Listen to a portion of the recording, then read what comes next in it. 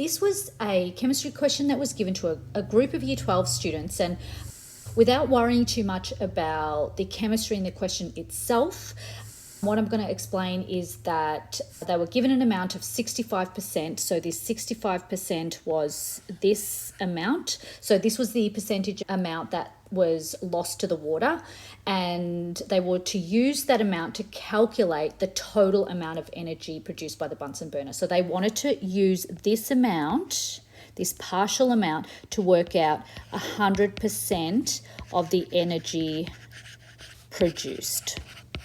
Now, what was interesting here was the responses of a lot of the students. Some of you may already guess what a lot of them did. Many of them didn't know how to do it, but the majority of them simply worked out 35% of this amount and then added it back on. So they worked out 35% of 41,256.6, and then they just simply added this back onto 41,256.6 joules. Now we know why this is incorrect, but students don't. And the reason why is the majority of students have been taught percentages using formulas. And we know that formulas just don't always work because you constantly have to be applying those formulas in order to remember them. We just simply forget those sorts of methods. If we were to use a formula, this is the general way that we would teach students how to do this. We would say, okay, we want the percentage amount. So if we think about it as percentage of our original amount, that will be our whole.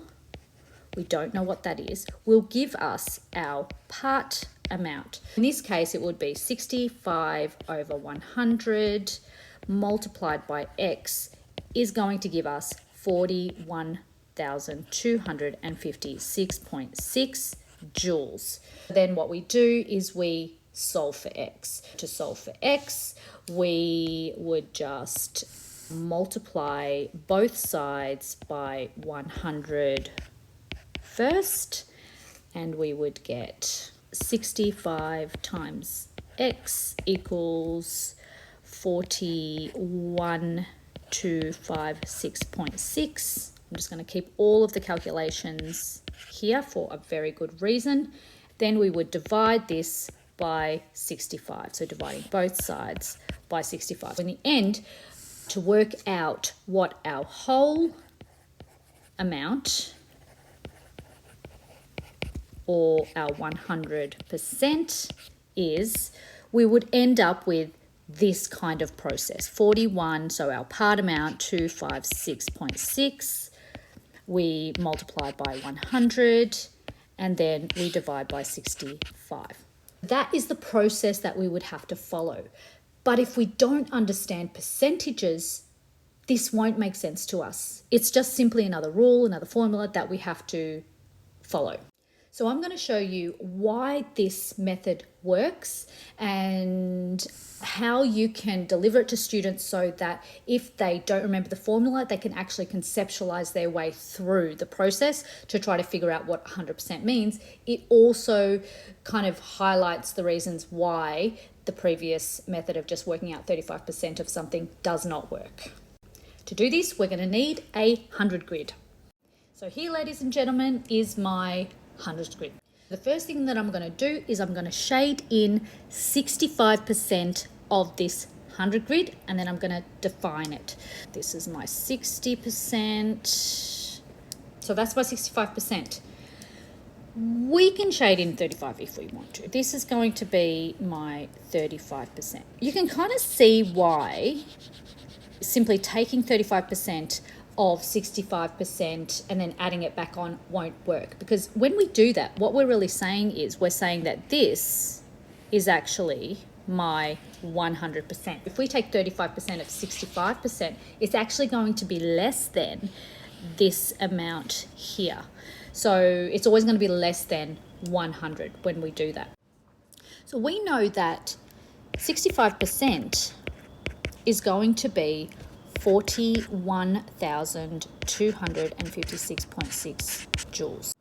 Now Now this part that's shaded red, that's going to be 35%, but we don't really have to worry about that amount because we don't have any information on that yet. We're actually trying to figure out what this 100% is. We're actually trying to figure out that amount.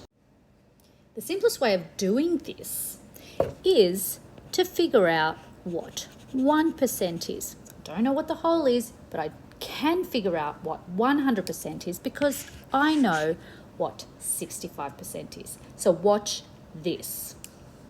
If I know that 65% is 41,256.6, and I know 65 ones make that up, I can simply divide by 65, and that will give me 1%. Now this is going to be 634.7 joules.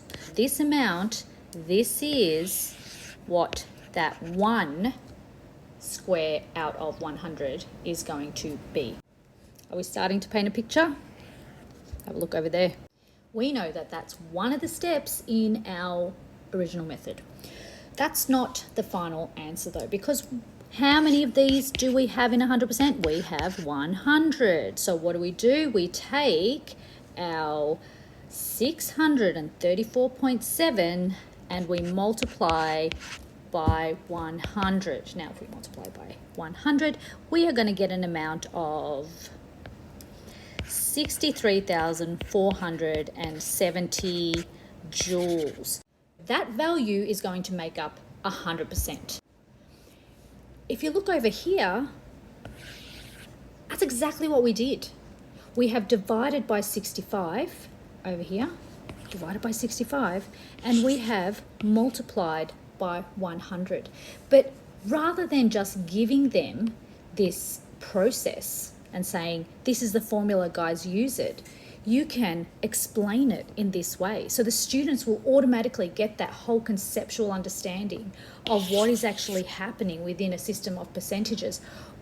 What is the percentage of a whole amount and what is that whole amount actually equal to? So there you go, conceptual percentages. Highly recommend that 100 grid.